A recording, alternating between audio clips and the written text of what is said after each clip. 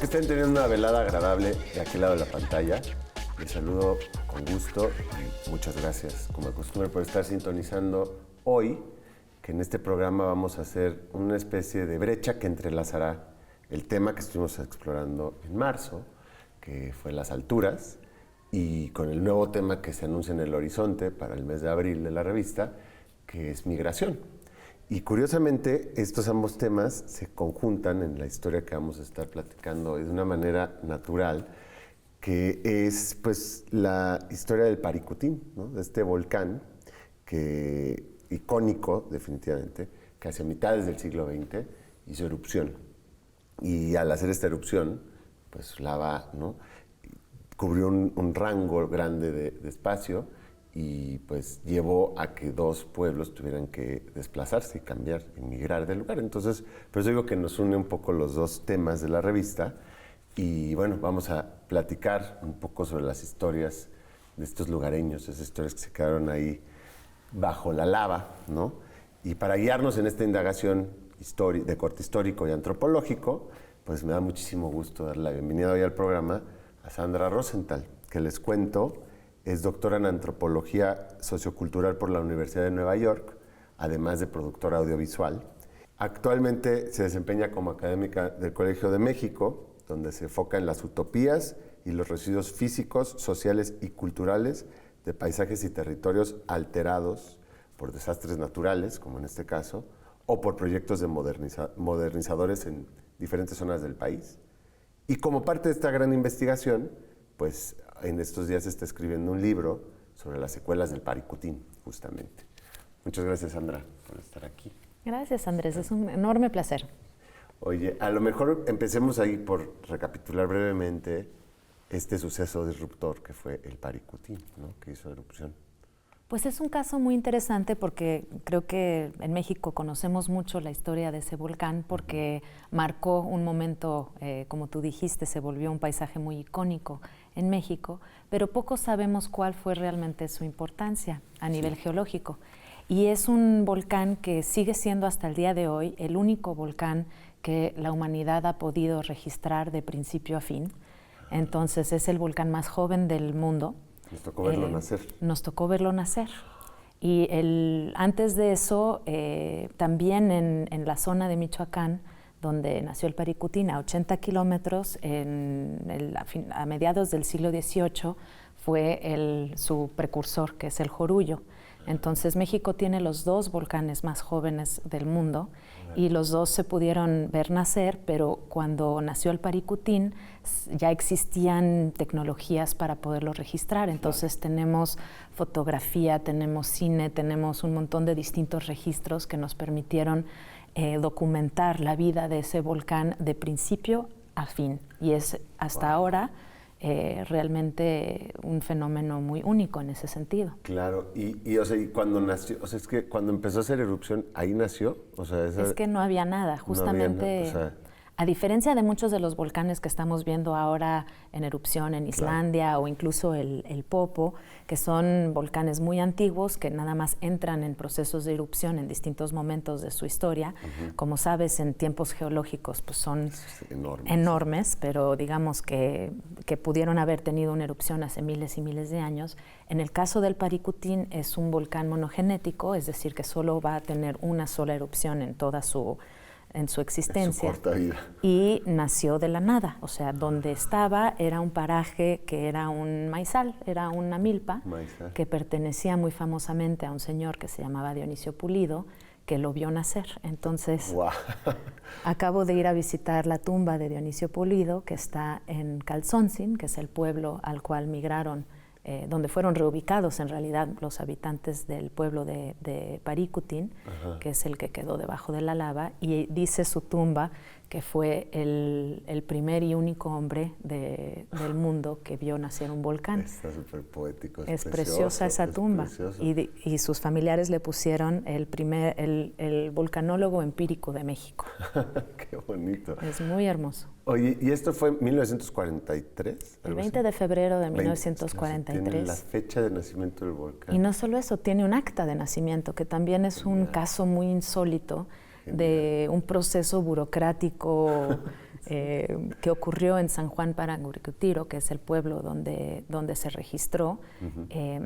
Hay un acta que se firmó por el presidente municipal, que era Felipe Cuara, y que se firmó diciendo que había nacido este nuevo ciudadano, que era el volcán Paricutín. Y en ese sentido también es un volcán muy, muy extraño, porque tiene un aspecto moderno también en cómo fue entendido y procesado dentro de todo estos canales burocráticos. Entonces tiene un acta de nacimiento, como si fuera un ciudadano cualquiera, ¿no? Y tuvo una vida breve de alguna manera, porque 10 años.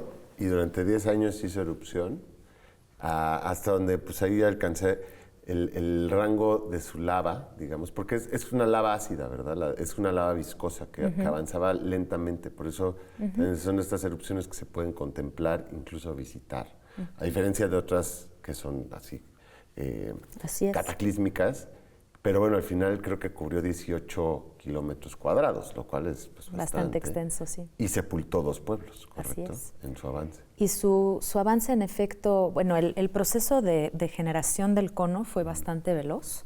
En algunos días simplemente ya se había formado el cono, pero también esa es una cosa muy interesante, porque pensamos que de ese cono que ya es parte del paisaje y que conocemos como el Paricutín, claro sí. Salió la lava que hizo ese campo volcánico. Eso pensaríamos. Y en realidad no. El cono del Paricutín, el cráter principal, emitió sobre todo ceniza y humo, y fue un cráter secundario que se llama Zapichu, que también es muy hermoso porque quiere decir bebé en purépecha. Entonces mucha gente de la meseta dice que en realidad no es volcán, es volcana porque tuvo un bebé. Y de ahí salió la lava que sepultó los pueblos en realidad no se llamaba Paricutín, ese era como su apodo, que quiere decir del otro lado de la barranca, y así le decía la cabecera municipal de San Juan a este pueblo, que se llamaba San Salvador Combucio. Y le decían nada más pues, que estaba el allá. Otro lado era como, ya vamos para el otro lado, vamos a Paricutín, y eso es lo que le da el nombre al volcán. Y mucha gente conoce la iglesia que permaneció en la lava, y esa es la iglesia del antiguo pueblo de San Juan, que era la cabecera municipal. Del pueblo de San Salvador Combucio no quedó absolutamente ningún rastro. Ese además se quedó sepultado bajo la lava bastante antes, se evacuó en junio de 1943. O sea, muy pronto. Entonces, poco después de la erupción, del surgimiento del volcán, el pueblo de San Juan se evacuó en mayo de 1944. Y como dices, eran lavas que avanzaban muy, muy despacito. Sí. Entonces, pues es muy común que, sobre todo el Estado en ese momento se jactó de que nadie se murió en la erupción, pero sí fue mucha gente de las comunidades donde yo ahora estoy haciendo investigación, estoy haciendo trabajo de campo y pasando tiempo con los descendientes de los que vivieron la erupción, porque mucha de la gente que lo presenció en carne propia ya no está con nosotros, porque se cumplieron 81 años este año. Sí. Entonces, pues hay gente que todavía lo vivió, que lo recuerda, pero eran niños, realmente adultos que vivieron esto, no hay tantos. Pero ellos dicen que la gente no se murió en la erupción, sino que se murió de tristeza. Porque mucha gente, cuando las reubicaciones pues fueron un poco forzadas, la gente no se quería ir, y en muchos casos tuvo que intervenir el ejército para sacar a la gente de los pueblos y llevarlos a estas nuevas ubicaciones. Muy dramático y muy traumático. Sí. Entonces, muchas de las personas con las que ahora yo estoy hablando, que son hijos y nietos de las personas que vivieron esto, dicen que sus familiares no querían hablar del tema, porque realmente había una experiencia de trauma, ¿no? Órale. Pero, bueno, ¿cómo no te vas a...? Entiendo esto claramente, pero ¿cómo no te vas a poder querer ir de un lugar que queda sepultado en lava? O sea, pues, pensando en el primer pueblo, a lo mejor, que pues, o te vas o qué haces, ¿no? Pues hay muchas historias ahí complejas, ¿no? La gente tiene un apego a su territorio. Sí, claro. Y yo creo que hasta el último momento había la esperanza de que la lava no iba a llegar, ¿no? En el pueblo de San Juan, por ejemplo, todos decían, ¿no? Cuando llegue al cementerio, entonces ya tendremos que ir. Pero esperaron así al último momento, ¿no? Pues es horrible, digo, tener que irte de donde eres. Y de muchas generaciones de haber trabajado esa tierra, claro. Y pues la gente vivía también del territorio, ¿no? Tenían animales, tenían bosques, eran pueblos que vivían mucho de la madera, de la resina y del campo. Entonces, claro. Pues perdieron todo, ¿no? Entonces fue una experiencia muy traumática y las reubicaciones también en ese sentido fueron distintas. Para San Salvador Combuzio la reubicación fue muy repentina y muy violenta y no tuvieron mucho tiempo para encontrar dónde y cómo, ni tomar decisiones sobre dónde iban a ser reubicados. En el caso de San Juan pudieron ellos tener mucho más posibilidad de decisión. En algún momento los iban a reubicar a Tabasco.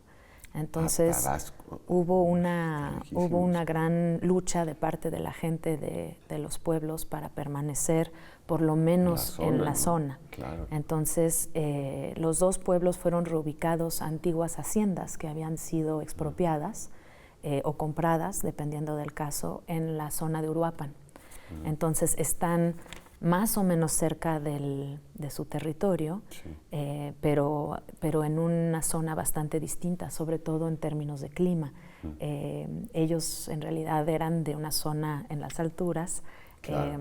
La zona donde nació el Paricutín es una zona volcánica. Si uno se sube a los cerros, pues se ven muchísimos cráteres, ¿no? Es una zona que tuvo una actividad volcánica importante y es una zona fría. Y los mudaron a Uruapan, que es una zona mucho más cálida, totalmente otro clima, otra economía. Claro. Y eso resultó en no solo una pérdida de territorio, sino también otras pérdidas que creo que fueron también muy traumáticas, como la lengua. Entonces, en Nuevo San Juan y en Calzoncin, que son los dos pueblos reubicados, se perdió muchísimo del conocimiento de la lengua purépecha, mientras que en la zona de la meseta, por ejemplo, en Angahuan, yo creo que el 100% de la población habla purépecha y la vida ocurre en purépecha. Mira qué fuerte. Entonces, el volcán de muchos modos también significó una pérdida de identidad y de lengua, ¿no? Claro, es una explosión en todo el sentido de los términos, que lo puedes ver cultural, lo puedes ver familiar, lo puedes ver de arraigo, lo puedes ver natural. Bueno, se nos acabó el primer bloque. No le cambien, porque ahora que volvamos, pues vamos a seguir desilvanando las capas de complejidad de qué pasa cuando explota un volcán, ¿no?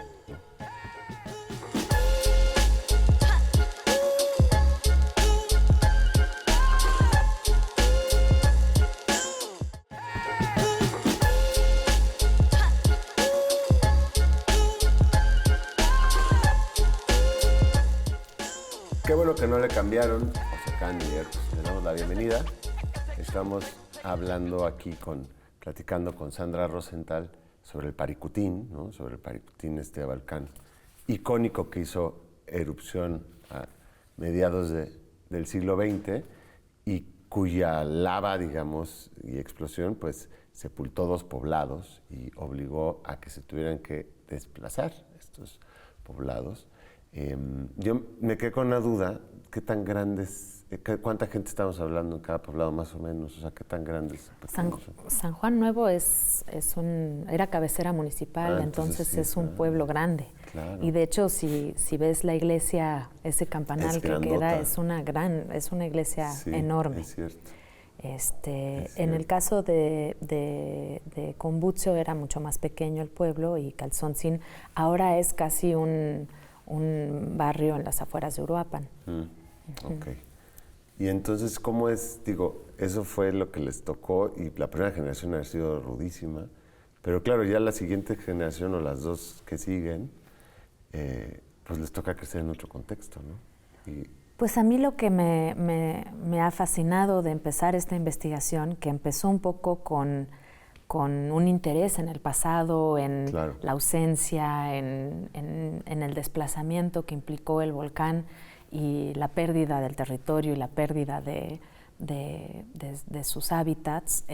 Lo que realmente me ha sorprendido y que se ha vuelto el foco de mi investigación y ahora estoy haciendo una película también sobre este tema, es todo lo que están haciendo las nuevas generaciones para recuperar la relación que tienen con el volcán y con sus territorios. Entonces, por ejemplo, el año pasado, que se cumplieron 80 años, los habitantes de Calzoncin, que era San Salvador Combucio, fueron con la ayuda de un geólogo que ha estado trabajando mucho en la zona, que se llama Pedro Corona, fueron utilizando los mapas de 1937 que habían hecho en Aerofoto, y utilizando geolocalización pudieron ubicar exactamente los puntos donde está sepultado el pueblo.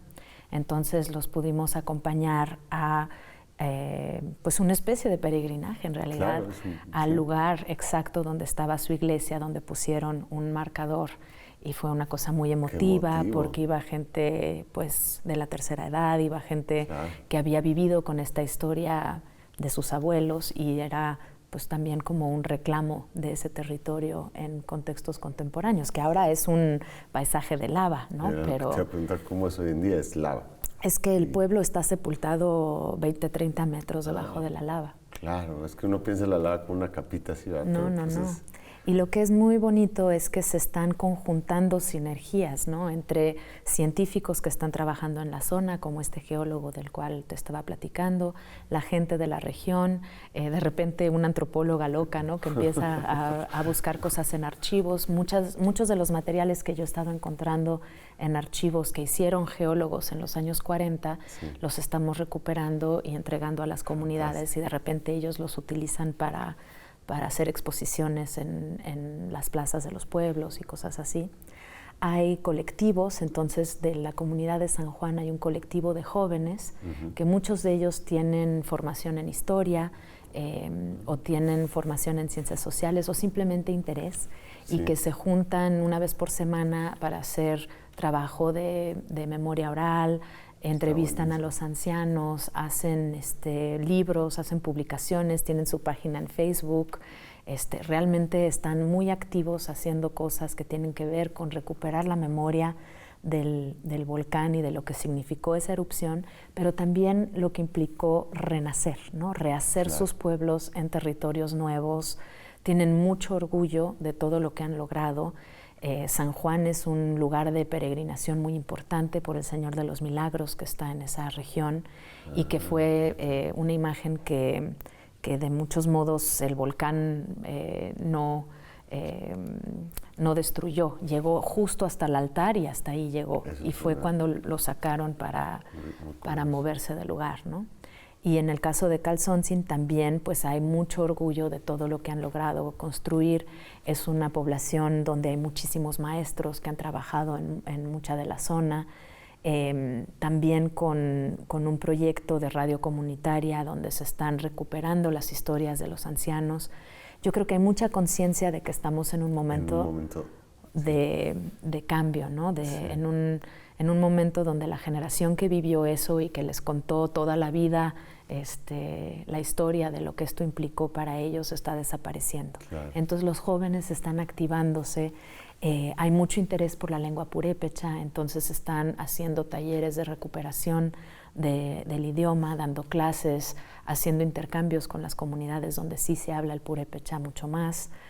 Y pues me parece muy interesante ver ese ímpetu que está además surgiendo desde las propias comunidades para tratar de ubicar qué implicó esta historia para el presente, no tanto lo que pasó en el pasado, ¿no? Es fantástico, y sabes, estaba pensando que no es lo usual. Usualmente pasa que se van disipando, ¿no?, y se van pues, ya como perdiendo esta historia. Está buenísimo. Y entonces la idea es hacer una película, un documental. Sí. Ya se está haciendo. Sí, estamos filmando desde hace varios años. Empezó mucho a partir de estos fenómenos que empecé a notar en la meseta, ¿no? Yo iba a preguntar sobre cosas de 1943 y me enteré que cada 20 de febrero se conmemora, no diría que se celebra porque es es un momento difícil, Claro. se conmemora el volcán. Entonces se hace un aniversario donde hay actividades y en todos los pueblos afectados se hacen eventos. Y son muy variados. Cantan pirecuas, que es el género musical de la zona, que es muy hermoso. De hecho, hay muchas pirecuas que hablan del volcán y que son alusivas a ese momento.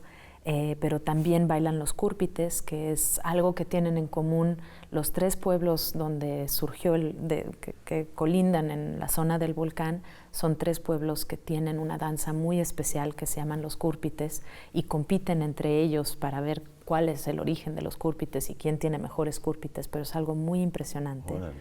Y también hacen conmemoraciones donde invitan a los ancianos a contar la historia en la plaza.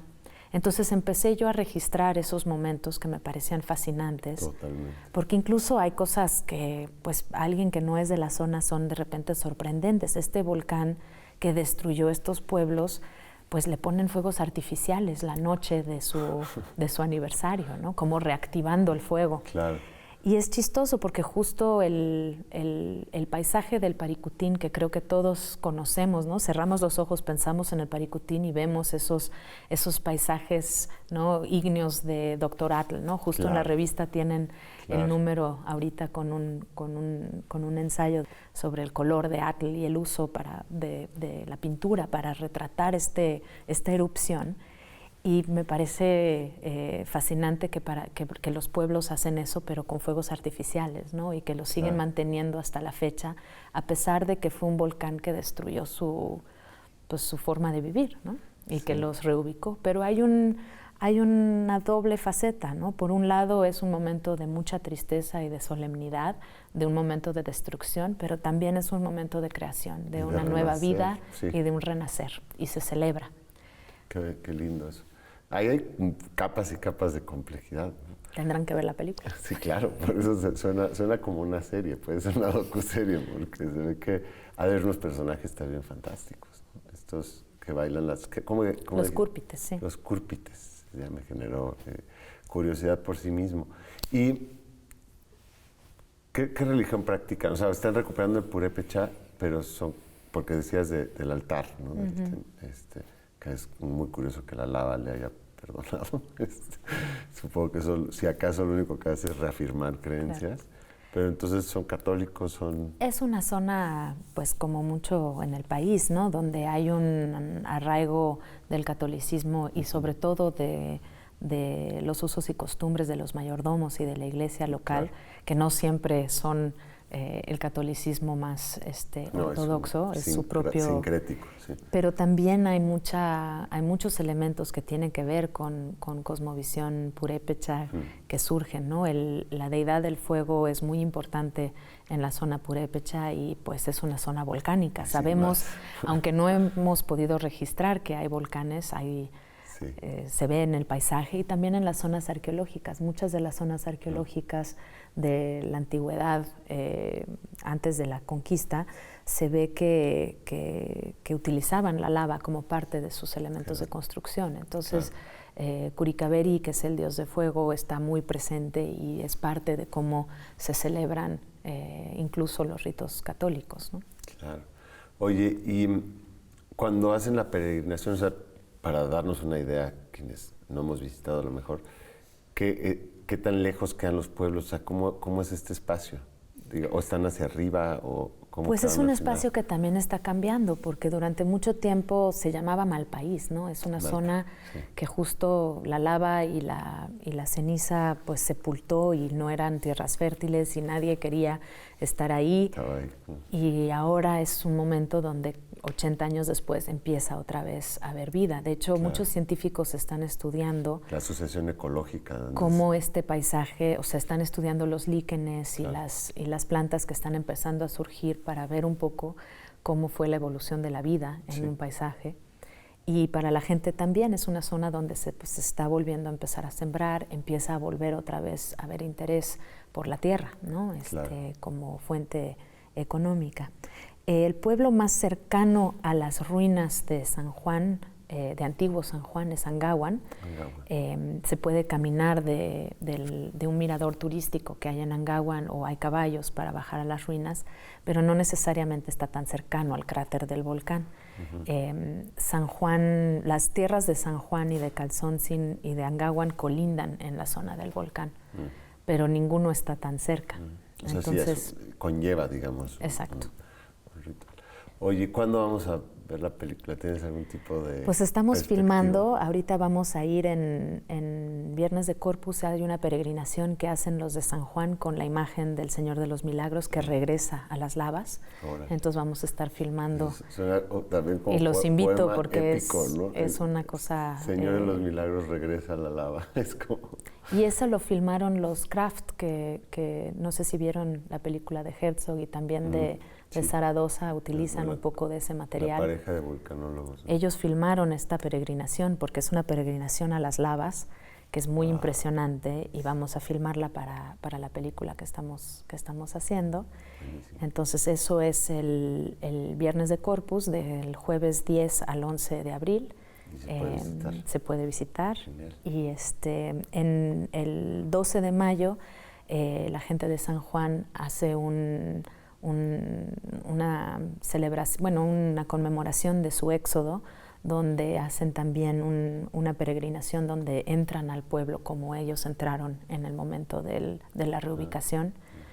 Y la gente de Calzoncin tiene pensado hacer lo mismo con este lugar en las lavas, del cual les conté, el 10 de junio. Así es de que tenemos calendario de filmación o de visitas, abierto. Muy bien, Sandra. Se nos acabó el tiempo, para no variar, pero ya que esté la peli, va a ser buenísimo volverte a tener invitada. Con mucho gusto. Para tener aquí una especie de conversación ya con la película. Fantástico. En pantallas. Muchas gracias. Gracias a ustedes a todos por sintonizar.